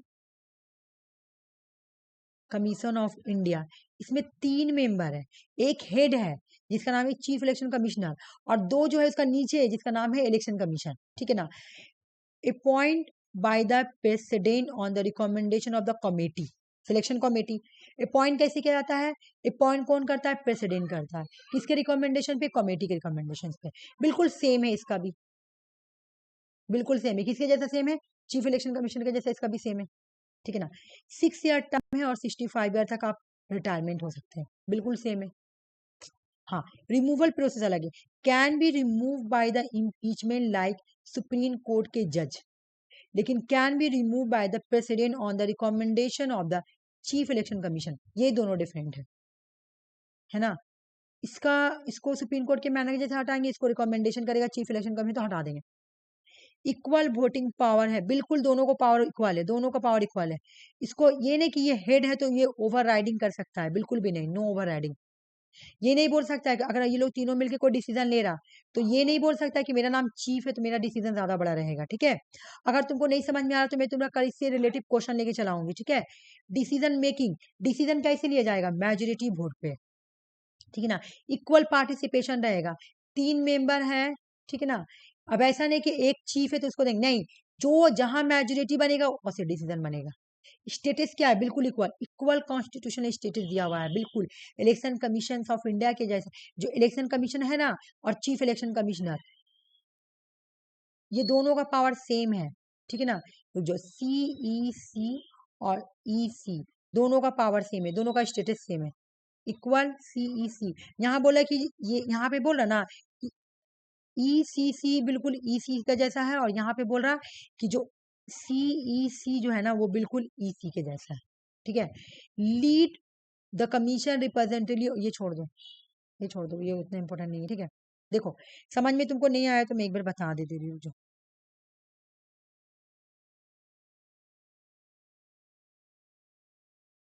देखो इलेक्शन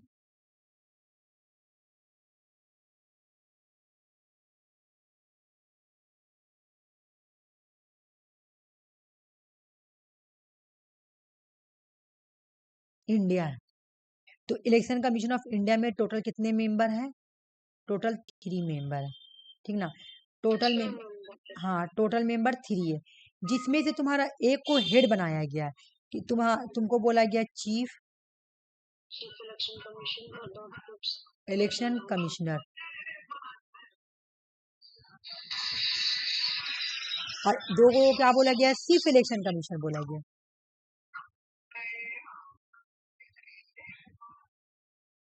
ठीक है, हो गया।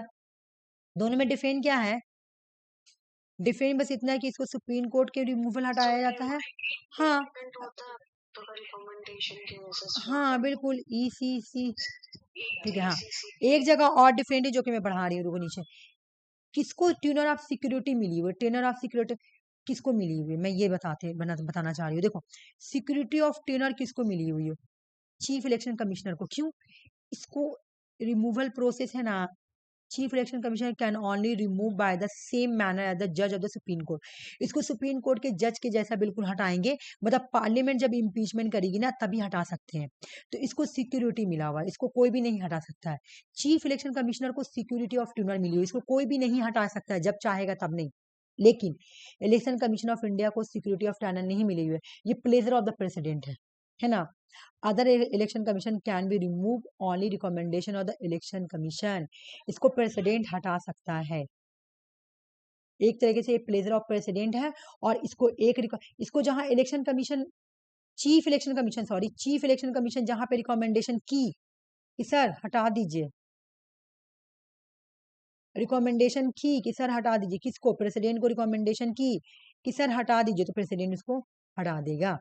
तो देखो इसको सिक्योरिटी मिली हुई है नहीं ना, लेकिन इसको सिक्योरिटी मिली हुई है, देख लो बस यही फर्क है। कोई रिमूवल प्रोसेस में ही फर्क है, बाकी सब सेम है। ठीक है, बाकी सब सेम है। इलेक्शन करवाना एग्जाम में ऐसे नहीं आएगा, चीफ इलेक्शन का फंक्शन ऐसे नहीं पूछेगा। अगर तुम लोग फर्क पूछेगा ना ऐसे ही पूछेगा। देखो तुमने ऐसे दे दिया, अब लिख दिया कि इसी का फंक्शन में लिख दिया कि सेम मैनर, सुप्रीम कोर्ट के जैसा सेम मैनर है, सेम मैनर हटाएगा। सेम मैनर तो हम लोग इसमें पढ़ते हैं इलेक्शन कमीशन ऑफ इंडिया में, चीफ इलेक्शन कमिश्नर में। सुप्रीम कोर्ट से कौन जुड़ा हुआ? सुप्रीम कोर्ट के जैसे किसको हटाएंगे? Chief Election commissioner. मैं तुमको कल कुछ क्वेश्चन लेकर आऊंगी ना, तुम्हारा क्वेश्चन क्लियर हो जाएगा। ठीक है, बाकी हाँ बाकी तुमको समझ में आया कि नहीं मुझे ये बताओ। हाँ गया ना, हाँ ठीक, ठीक है। तो आज क्लास हम यहीं तक रह रहे हैं, 6 बजने वाली है। ठीक है, ठीक है। अगर नहीं समझ में आ रहा तो कुछ पूछ लो। नहीं समझ में आया। ठीक, ठीक है, रखते हैं, अल्लाह हाफिज। ओके, अल्लाह हाफिज।